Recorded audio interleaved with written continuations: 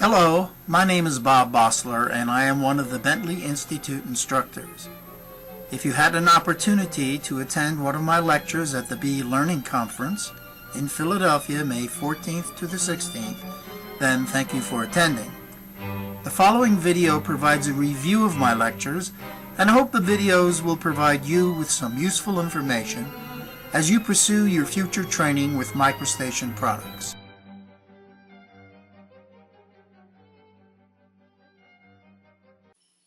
Efficiently Managing Project Information, Lecture MS2 LC5. In this session, you will use Project Explorer to learn how to browse file contents and access data and related information. At the end of this training session, an assessment will be given. We will review all assessments, questions, and answers to see what you have learned.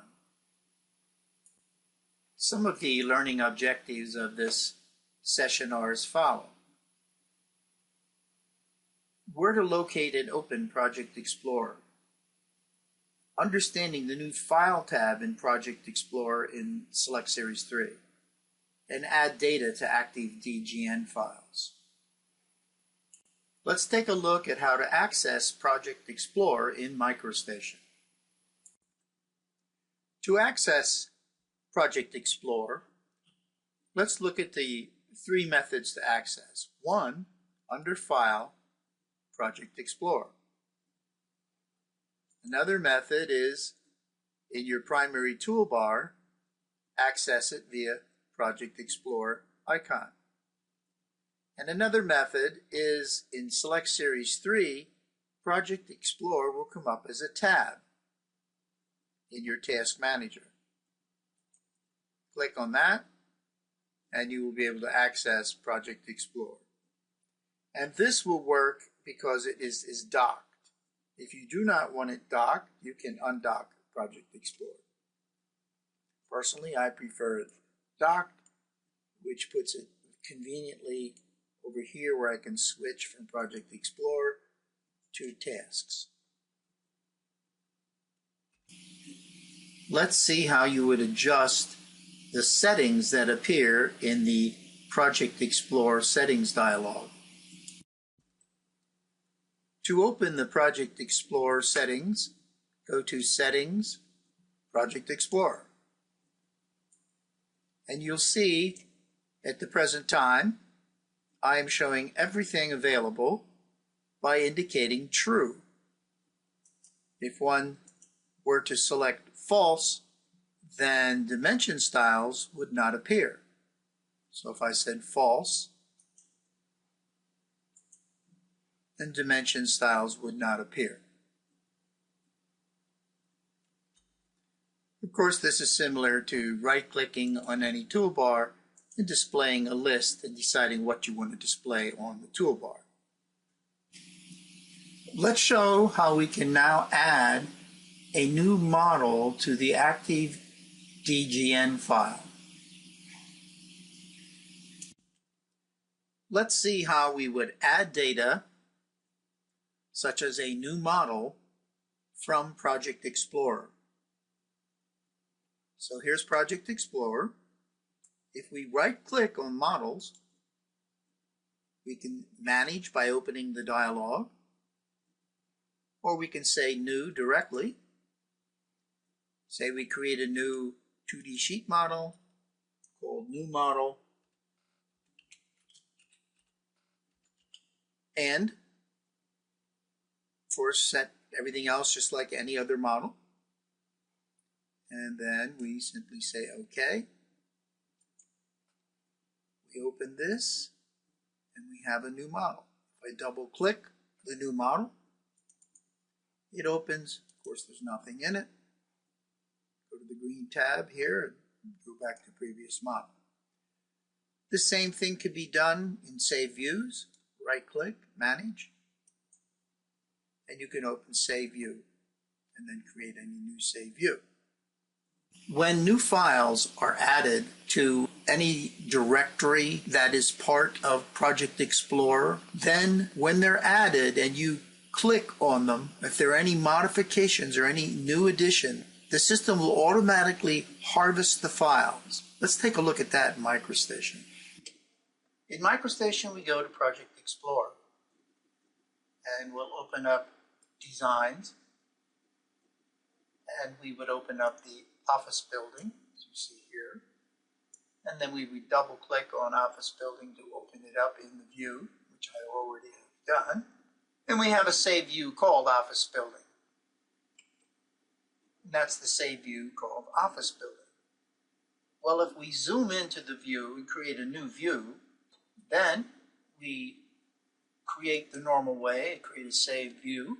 We'll give it a name called stair view, and we'll click on the screen to indicate the source view, and we create a new save view called stair view.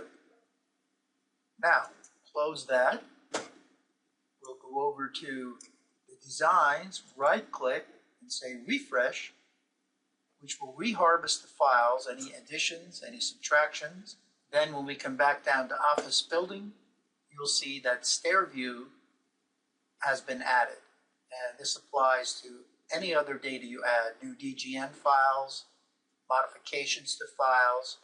Do a refresh, it harvests the files and updates them. In Select Series 3, this process is done via the DGN indexer file, which it does increase the speed, but it's typically used for when you heavily use Project Explorer and have large files typically occurring over networks, sometimes globally. So any file can be refreshed. If there are changes, it would indicate and actually reharvest the files.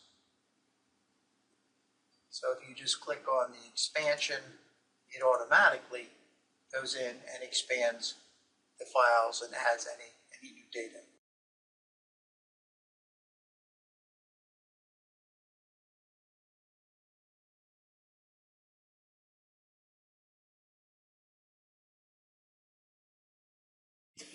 Right-clicking on categories in Project Explorer.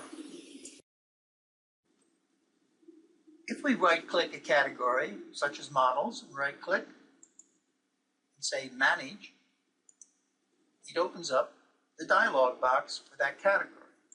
Levels, Level Manager, Shared Cells, Save Views, Tag Sets, Text Styles, Dimension Styles. Let's review some of these different options. New import update from library, similar.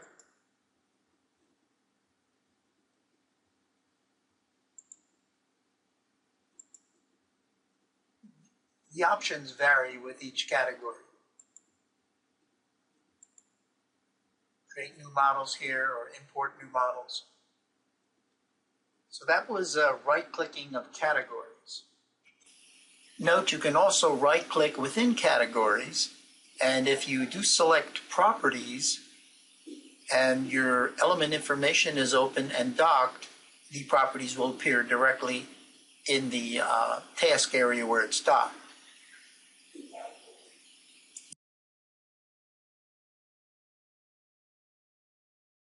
More right-clicking. Here in Office Building, I go into Elements, right-click, Organize. I can organize by name, type, level, color, style. Right-click, Organize by name. So many types of right-clicking. When in doubt, right-click on a Project Explorer item or category. As a reminder, don't forget that you can click on any model. It goes to that model. Or you can click on, say, Save View, click on the screen, and go to that Save View. you can drag and drop from Project Explorer into the actual model view and create an attachment. Go to Project Explorer, take the model that you want to reference in, drag it, accept, and the new model will be referenced in to, in this case, office building. Now has a reference called new model referenced in, and I have it coincident with this, the master file.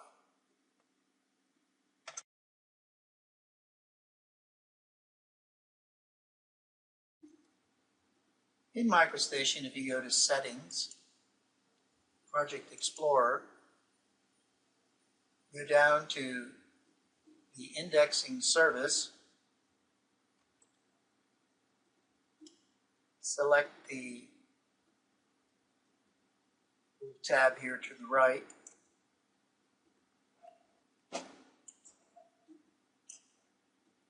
say yes,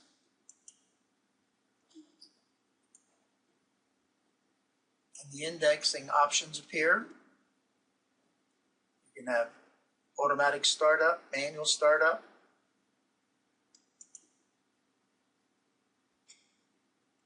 and start your operation for the indexing service here. And that should speed up any harvesting of files.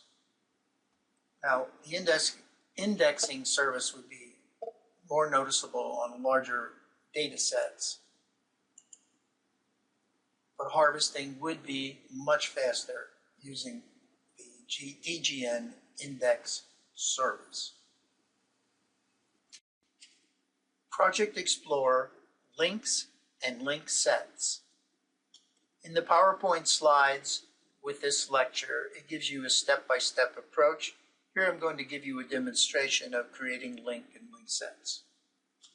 A link is a pointer to project data, and a link set is a group or set of various links.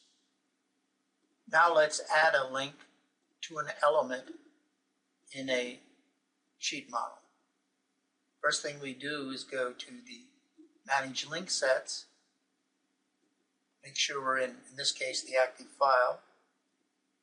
Add a new link set, I called it Material Links. I double-click Material Links. Material Links appears here, and I use this, Create Link, and I create a URL link. I place the URL in here, and then say OK, and of course select the element, or you can go in here and right-click and add link to element. And then the link appears. If you go to the link, you right-click, and you say Open Link, or by using the element selection tool, you hover over top of the link, and you will see the mini toolbar appears, and then you can select Open Link. You can also edit the link and remove the link. We'll open the link. And in your browser, the link, the URL link, will open up, and in this case, it has images of various roof materials. These can be linked to photos, these can be linked to videos, as you will see in a minute. There are links to files, folders, specific key-ins, URLs. You can have a link set link, in other words, link to another link set, or to some configuration variable that your administrator could tie into. Creating link sets. Many of the links that I have shown are new to Select Series 3. These are new. Linking to a link set link is also new. One can create a link folder or drag and drop from Windows Explorer and create external links. You can also link to a configuration variable link.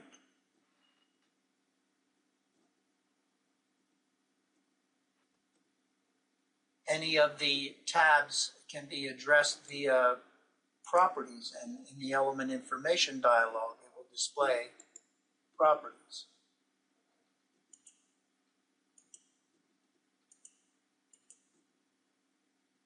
The same way for links. The properties of the links are displayed, in this case the URL value. There's much more to Project Explorer and future integration with Project Wise. Under the Dependency Manager, of course, Project Wise will monitor the references and link sets. So in the next section, I will show you a link to learning paths that would assist you in your learning of Project Explorer. Learning paths are an important method for our users to keep on track in their career development. Whether you are a draftsman or engineer, if you are using any of the Bentley products, a learning path will be your map for future training. Since we just talked about URL links in Project Explorer, let's take a look at the URL for further training in Project Explorer in the Bentley Learn server. So going back to MicroStation, here's the link to the Learn server. Right-click, open that link, sign in with your password to the Learn server. And here we have new and enhanced features in MicroStation Select Series 3. If you scroll down, in that class, there is a section on Project Explorer,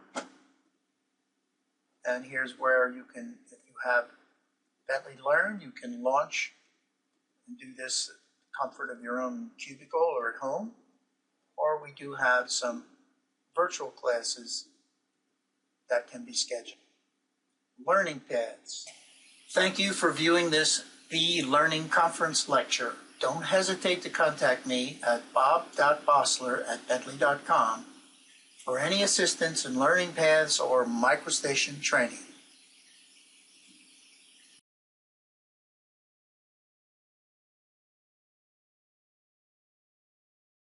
Welcome to the Bentley Learning Conference video lecture, Productivity Gems for MicroStation Trainers. Please note that at the end of this session there will be a brief assessment to see what you have learned. Here are just some of the learning objectives and new features in Select Series 3 that we will be covering in this lecture. Let's first take a look at some train-the-trainer tips. When you teach, do not try to impress your students with your superior knowledge, and please don't go too fast. If students want to learn and they don't, whose fault is it? Always try to have a good attitude, even if you have to do some acting at times. If you don't know the answer to a question, just tell them. You will get back to them. And always try to make learning interesting. Add your own personality to the training and put yourself in the place of the student to see if you like the class you are teaching. Here is one possible workflow for your training syllabus. When you have a new topic, first show what you will create, and then demonstrate the process using simple geometry. Then have the student follow an exercise, but make the exercise something different from what you demonstrated. This makes class less boring and student doesn't parrot the instructor. Remember, learn by doing is the key to learning CAD. Also note that sometimes a method for doing something can be laborious. Then when you introduce a shorter method, the students get an aha experience and have a tendency to improve retention of the subject. More train-the-trainer tips. Always have extra credit exercises available for the more advanced students that finish early. This will give you more time for the beginners who need more hand-holding during the learning process. If you need to quickly motivate the students, give surprise quizzes and call on students by name to answer the questions. And finally, to keep students motivated, make use of more advanced students to assist other students with exercises and questions. Use summary questions at the end of each new topic, and always get feedback so you can improve future training sessions. And remember, you are there to transfer knowledge, not hypnotize your students with boring lectures. Let's now take a look at some tips and tricks that you can use in various MicroStation classes.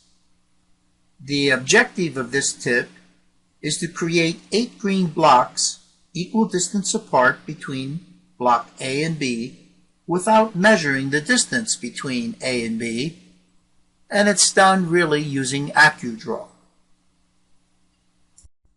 Okay, now let's take a look at how we would make copies of this green block between block A and block B, and we do not know the distance between the two. So to do this, I would click on the copy tool. I'd put in 7 copies because there's already one here. I'd click on this, and then I'd go back and I'd click on it again, but I type in the letter O. Remember, make sure there's focus in AccuDraw, F11. You can see there is focus here. So let's start again and make sure of this. We go in, 7 copies, select the object, then go back, do the letter O, come down to the bottom and divide by 7. And then accept with the left button, and you can break out of it there, and you'll see 1, 2, 3, 4, 5, 6, 7, 8 green blocks between an unknown distance, point A to B. How would you use any external color as an active color in MicroStation if you do not know its RGB value or Pantone number? Simply use the eyedropper located in the View Attributes toolbar. Press and hold your left mouse button over the eyedropper and drag to any external or any MicroStation color. And it will take on that color and also identify its RGB value. Let's see how we would change the color using the eyedropper. First, we'll go into the attribute color, and we'll select the second one, the one where you enter RGB values. Click on the eyedropper, hold it down, and you can see internally in MicroStation any color or externally. So if I were to pick one of these colors, it shows you the RGB value of the color, and that becomes a new active color. So if I were to select this and use the new active color that I created, pick one here, then the color changes to that new color, which I got from an external source. Selection set drag direction. In V8i Select Series 2 and 3, you now can select elements based on the direction of the drag select using the element selection tool. If you drag from left to right, it means any complete element inside the box is selected. And if you drag right to left, this means any part of an element within the selection box selects the entire element. Let's take a look at this selection process in MicroStation. So if I go to the element selection tool and I go from left to right, drag from left to right, anything contained in the box selects the element. We'll do an undo, deselect. And this time I will select right to left anything where the selection box encounters the elements are selected. The complete element is selected. So those are two different ways. Also included in some of the tools, this drag element or selection drag is included, where you can use, say, an element line as a style of drag. And this is included in some of the other tools. Creating regions using the Create Region tool and using selection sets. If you look at the first example, the two blocks are selected. Then, using the Union tool, you can see in the blue color or to the right that those two boxes were joined together. Taking that result and combining it with the circle using the Intersect region, you get the blue intersection on the right. Taking that same result and then subtracting the green block, you see the resultant image in the lower right corner. All this from the way you select or from any individual selection set. Let's take a look now at selection sets and the region tool. So if we go into the selection set, I'll select the blue and the red blocks, and then go to the region tool and do a union between those two. Then I'll also go back and I'll select the circle and that union, go to the region and create an intersection between those two. Now I want to do a subtraction. So what I'll do in the subtraction is select the first object and then the object I'm going to subtract. And there's the end result. Measuring tools also use selection sets for area and perimeter of multiple elements. Using the same geometry as before, if I select all geometry, then select Union in the Measure Area tool settings, it creates a union of the shapes, then calculates the area and perimeter of that union. Let's view this in MicroStation. So we'll go to the Element Selection tool. I'll select all the elements. Go to the Measure Area tool. Make sure I select Method Union and Accept. If I go back and look at that tool, you'll see that it calculated in square millimeters. Also provides the perimeter of the union.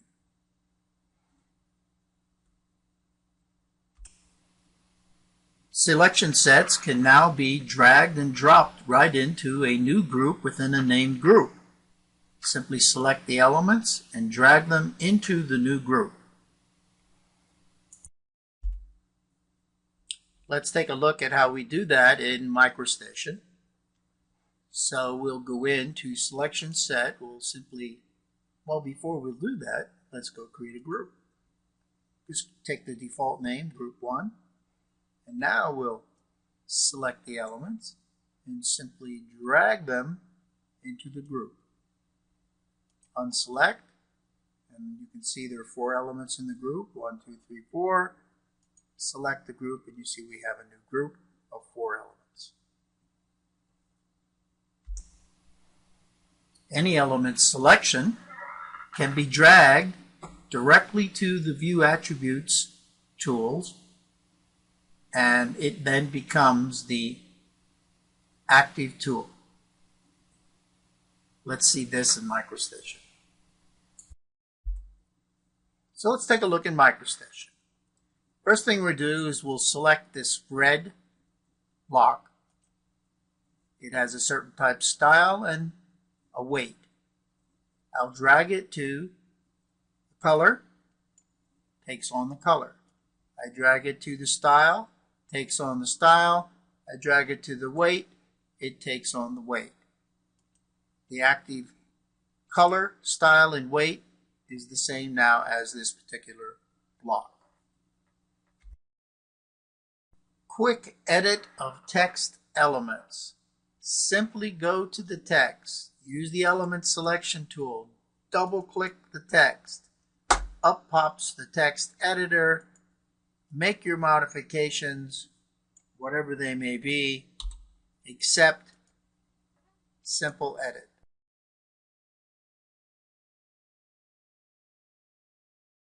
Drag and drop to reference dialog.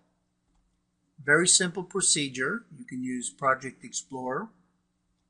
In Select Series 3, Project Explorer has a file data, so everything inside the DGN file, in this case productivity_gems.dgn.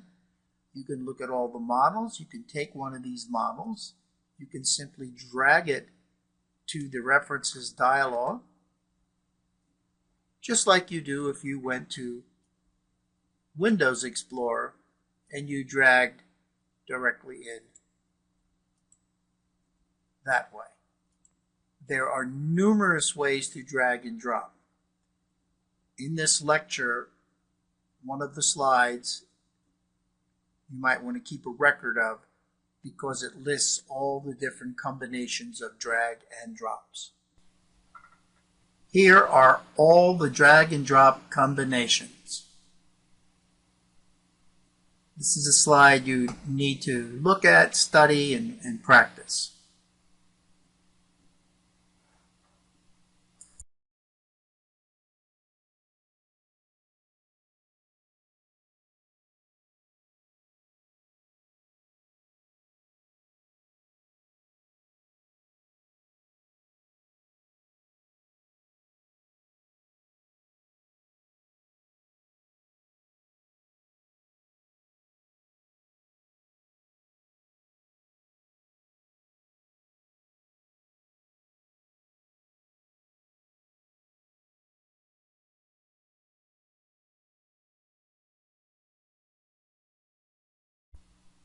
Here is an overlooked capability: dimension-driven cells, 2D cells, sometimes called variational geometry. The ability to create this geometry, place a cell, and then modify it to create a similar shape, simply using this particular tool, which lets you change the values of the dimensions, and you can modify. I'll show this in MicroStation. Dimension-driven design cells are created the same way as any other cell. The difference being it has geometric constraints. The tool used to create it is the Profile Sketch tool. If you use SmartLine to create it, you can convert the element to a profile, and when it's been created, you can test, make sure it is dimension driven. By grabbing one of these, you can move and say, oh yes, it's working. And then you go create the cell, and then you can, let's back up here, and let's go to cell placement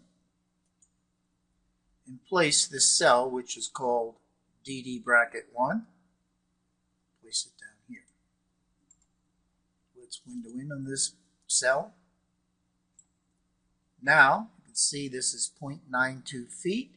Selecting another tool which allows you to change values, or let's use this one here.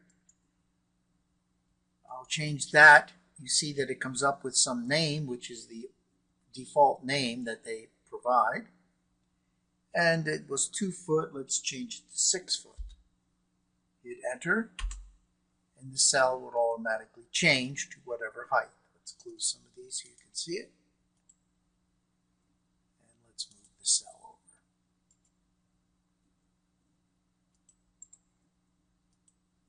This is the seed cell, and you can modify as many times as you want. Great way to implement a group technology when you use many different types of 2D cells. Of course, this can also be used in 3D using feature model. Let's look at some 3D instructor tips. How many of you are aware of feature cells located in the feature modeling task? Since they are cells, they can be dropped for use as models in other modeling projects. There are numerous types of cells, from detailing symbols, ladders with cages, pipe fittings, structural shapes, I-beams, and each one of them is editable. In most cases, you can change the length of the entity. Another technique that is used for transitioning existing 2D geometry to 3D is the simple extrude with thickness tool in feature modeling.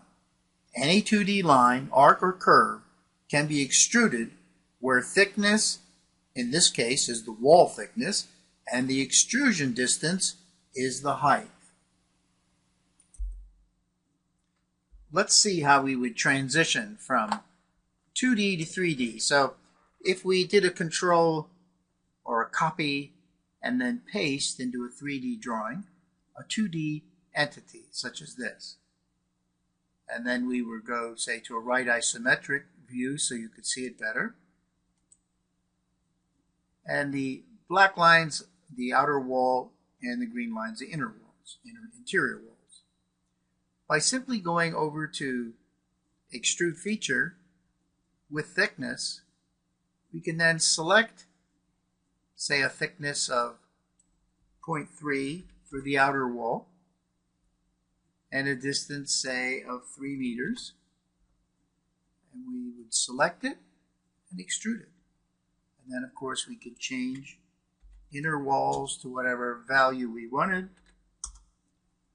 and simply select these. And of course, using AccuDraw, we say F for front so we can come up directly, and then we simply would extrude the other walls. It could be individual lines, doesn't matter. Okay, now if we render that, let's take a look at that in a standard smooth rendering.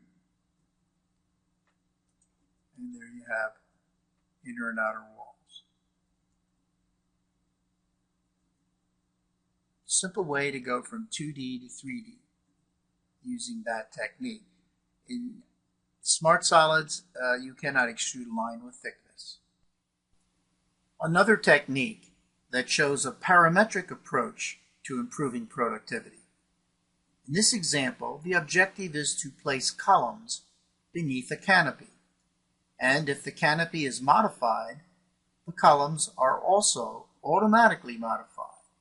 And if the diameter of the columns change, then all the columns change based on the design intent. Let's take a look at this in MicroStation. So here we have a feature model where the blue is the canopy, and here are all the columns. And if I take a look at, say, the side view of the top model, view 2, excuse me, and we window in on that, and then we'll go into the profile that was swept along a path, which is this right here is the path, and this is the profile.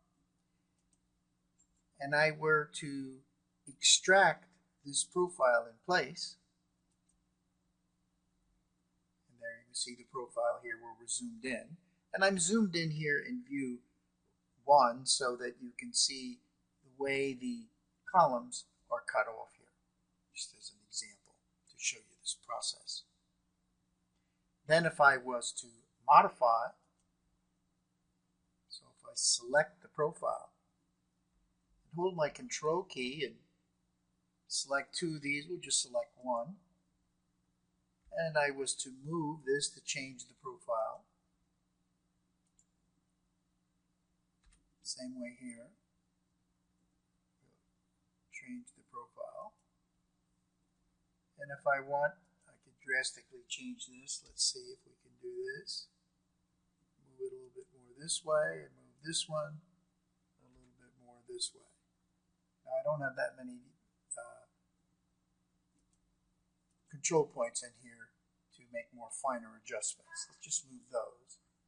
Now by moving these and then going back and say profile, replace them, in other words, put that new profile back into the model, the profile will change, the model will change, and thus, if you were to move down here in this view, you'll see that all the columns, let's rotate about this, all the columns change in the process. Let's take a look up here in this view at the front view, and you'll see there's a modification to the overall canopy, but every one of the columns also changed. The same process can be used for the protrusions. Protrusion, you can also extract the protrusion, which is a circle defining one of these, and by changing its diameter, all of the circles in the array also change. So this is a very interesting way to approach a productive but sometimes complex problem, because if you had to change each one of these, it would be a very laborious process. This simplifies the process. Now let's take a look at learning paths. These are ready-made training plans. Bentley has a method for each of you to create your own personal learning paths that will assist you with locating the courses necessary for you to become proficient in all Bentley products. You go to the Bentley Learn server, log in, and you can create your own personal or group learning path and select by language and training type. Some of you may have assigned learning coaches that can assist you in this process. But regardless of having a learning coach, you go there and in the home page of the Bentley Learn server, you will click on Tour, take a tour. And when you click on that, another icon or another window will appear, and in that window you'll see Bentley Learn server introduction videos. And there's a video on each of the various steps in the process. So I recommend each of you, if you want some direction in where you're going with learning Bentley products, create your own learning path or a group learning path for your company. Here is a brief assessment of some of the things covered in this lecture.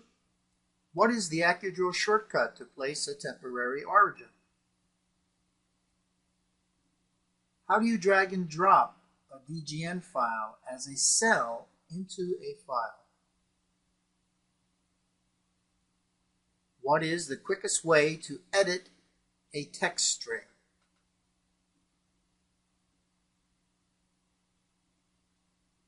Thank you for attending this lecture, and I hope to see you in one of my other lectures or workshops.